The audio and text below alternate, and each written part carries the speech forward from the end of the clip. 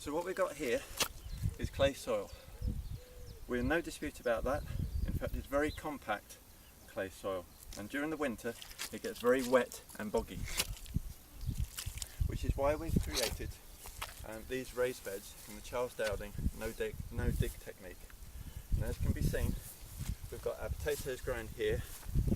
This is early May now, and we've got nice, loose, friable, well drained soil all the way through.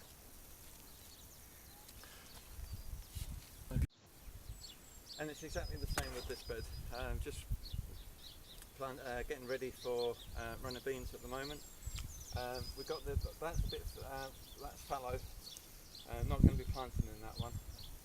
But these channels, which run perpendicular to the contour of the land, are designed to take all the water down and away from these beds.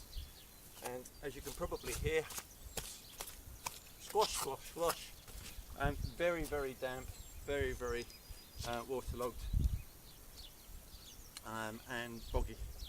But the beds themselves, which have been worked up in exactly the same way, again, beautifully friable, lovely soil, ready to be planted up,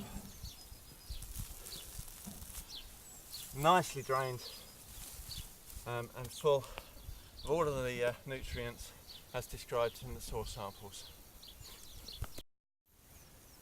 So we moved on round to the orchard to show exactly the same principles of how we're moving water down and through the land to prevent the bogginess and allowing our fruit trees to thrive.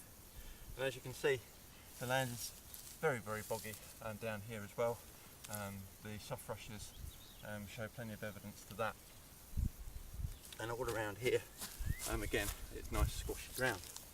Moving across to where we've planted up the trees, however, we've got these mounds, and you can even see to the extent that it's actually starting to crack. It's dried out to such a degree in comparison to the land straight down there. So much so that we actually have to start mulching it up, which I'll show in a minute.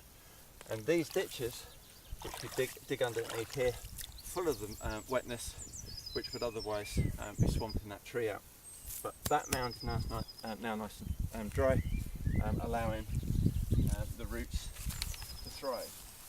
This is then mulched round to prevent it from actually drying out too much, and also provide lots of nutrients in the form of nitrogen into those roots. And this is a simple process of literally just scything round the grass from around the tree, and as you can see around, we've got plenty of it.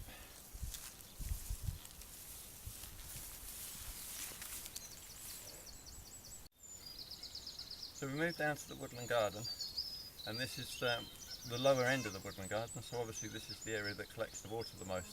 This is very boggy, and it's being grown up with a variety of different plants at the lower level in order to suck up that moisture, as well as at the higher level, such as Italian alder.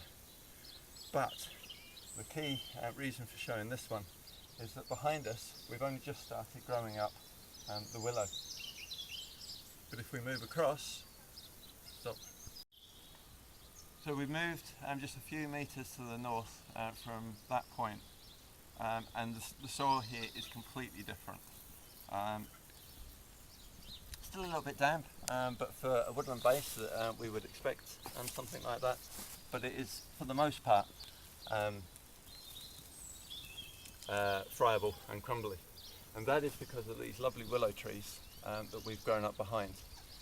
Their roots are coming into this area and sucking up all of that moisture and draining this soil.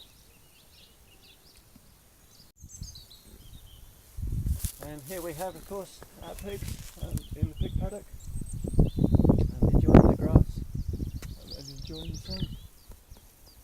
Happy as a pig in muck, except not so much muck.